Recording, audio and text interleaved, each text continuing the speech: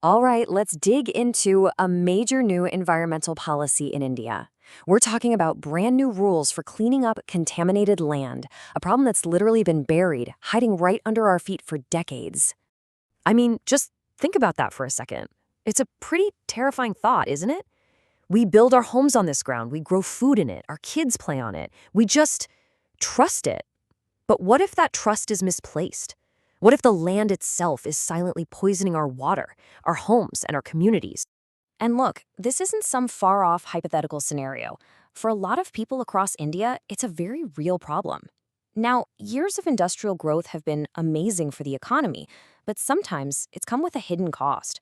Things like chemical spills, sloppy waste disposal, and just old, abandoned industrial sites have left behind these pockets of toxic land. It's a hidden danger with serious risks for both people and the planet.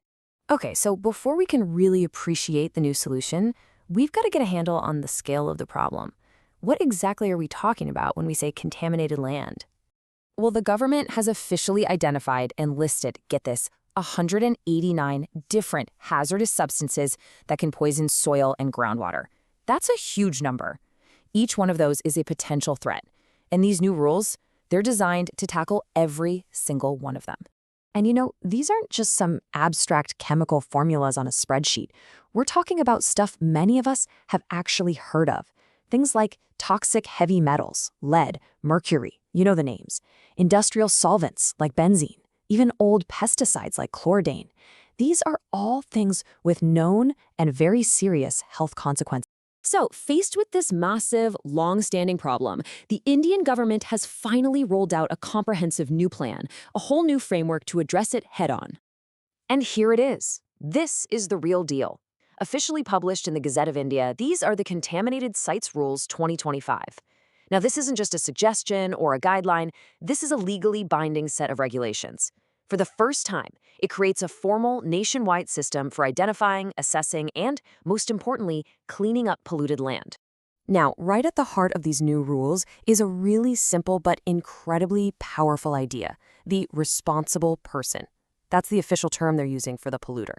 For the first time, state pollution control boards have the clear legal power to investigate and officially assign liability. It puts the responsibility right where it belongs, on the shoulders of whoever caused the contamination in the first place. So, how does this actually work in the real world? Well, the rules lay out a really clear step-by-step journey. Think of it like a roadmap for taking a piece of land from just being suspected of being toxic all the way to being fully cleaned up and certified as safe. And this just lays it all out so perfectly. It all starts with simply identifying a potential site. From there, it moves into a scientific assessment to figure out what's really going on.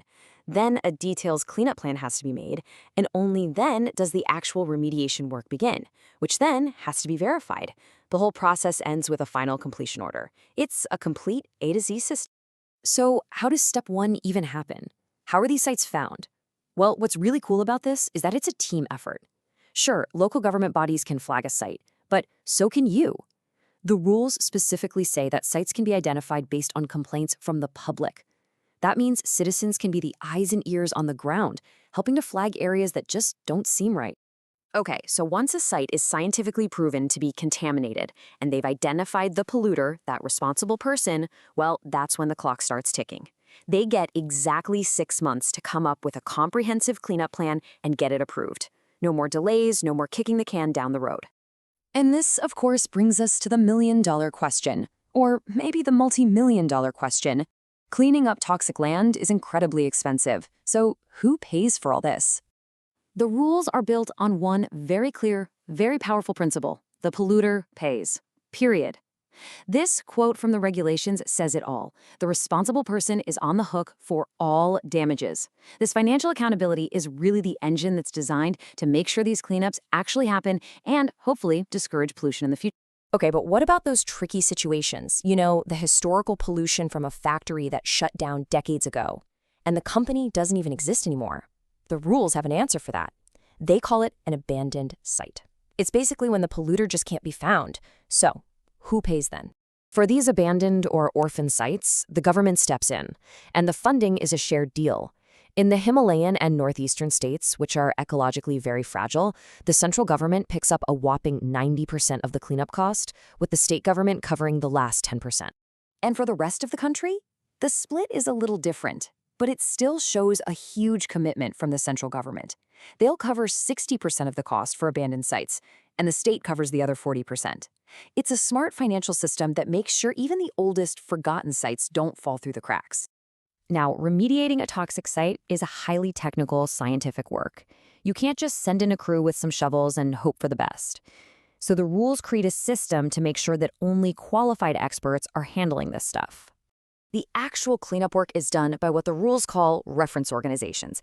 And let me tell you, the bar to qualify is set incredibly high. We're talking about organizations that need at least 5 years of experience. They have to have completed at least 3 similar projects, have a core team of over 15 qualified people, and the project manager needs to have a master's degree and over a decade of experience. This makes sure the science behind the cleanup is absolutely rock solid.